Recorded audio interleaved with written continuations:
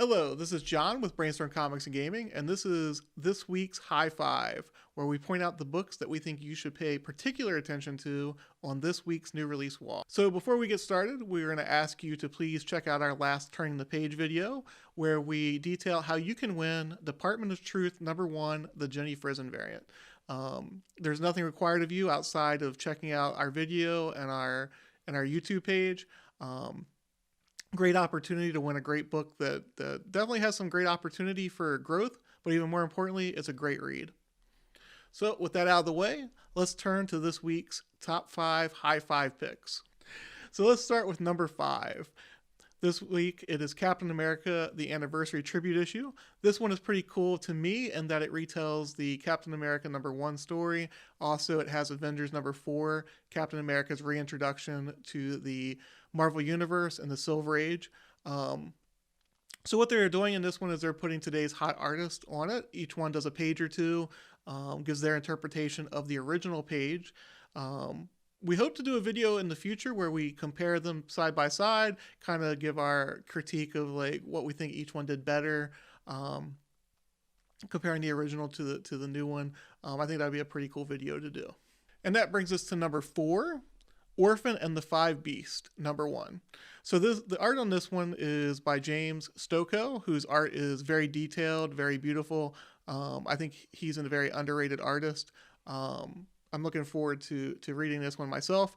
It's a kung fu epic where a dying master tells one of his students, Orphan Mo, that his disciples were responsible for his death, and they are setting out on a mission to avenge their death.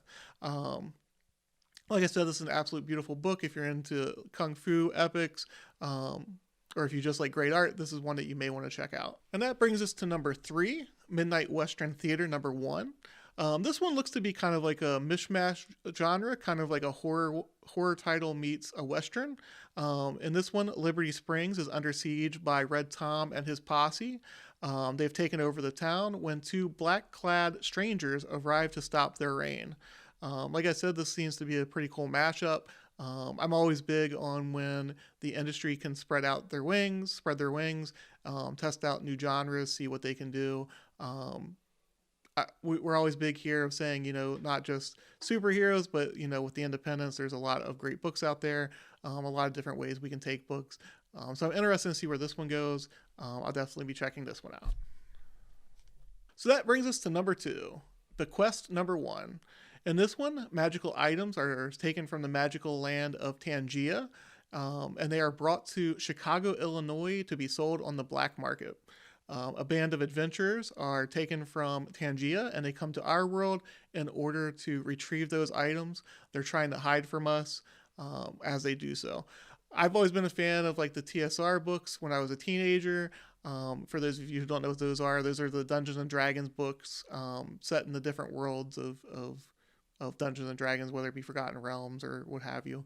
But this one sounds very interesting. Comics are embracing the fantasy genre a lot right now. This one sounds like it should be a very good one. The art in it is very nice. I'm looking forward to reading this one. And that brings us to our number 1 in the high five this week, and that is Nightwing #78. This one is written by Tom the Toolman Taylor. This reestablishes Nightwing within the city of Bloodhaven.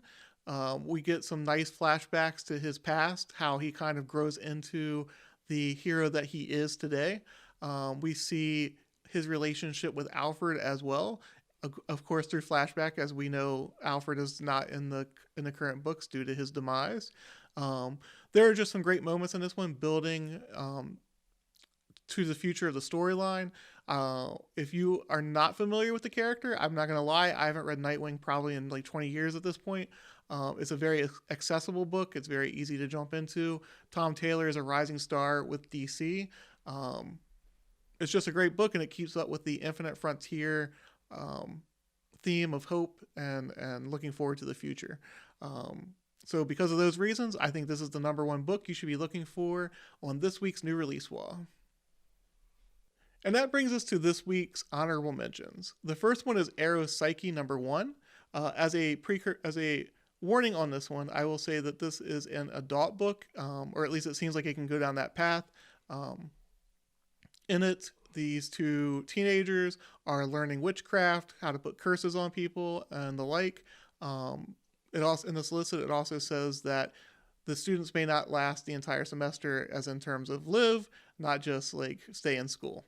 As I said, I'm interested in reading this one. I hope it doesn't go too far down the rabbit hole of the adult path. But it does sound like an interesting read, so I'm hoping that it lives up to the expectation. The second one is Ultra Mega. If you are a fan of kaiju, Godzilla, that sort of thing, this is a book that you're going to want to check out. It's by Skybound, the same people that put out Walking Dead, Invincible. So they're known for quality titles that are easily translatable into TV shows or movies. It definitely looks very action oriented from what I saw. The cool thing about this one is it's double the size of normal comic books. It is priced accordingly, but you do get twice the story for your buck in that one. So here are our top 5 picks for this week's High Five. In addition, we want to touch on it again. Don't forget to go to the last video for turning the page and for your opportunity to win a copy of Department of Truth #1, the Jenny Frizen variant. Again, all you have to do is look at our videos, go to our channel. It's that simple. And the prize is a great prize. It's catching fire right now. It's been optioned for a TV show. But more importantly, and this is something that we always say here, it's a great read. We always like to push great reads more than the hype of the week, and this one definitely fits the bill. So we'd like to ask you to make some comments below. Let us know what you think about the videos, whether you think they're informative, ways that you think we can make it better. We are always open to criticism. Ways that you think we can make it more palatable. We know that this is a short video, normally about 5 minutes long. Obviously, we don't want to go much longer than that. In addition to that, we also want you to check out if you don't like watching us on YouTube, or if you don't like using your Bluetooth in your car to listen to us, we are available on Spotify and on iTunes.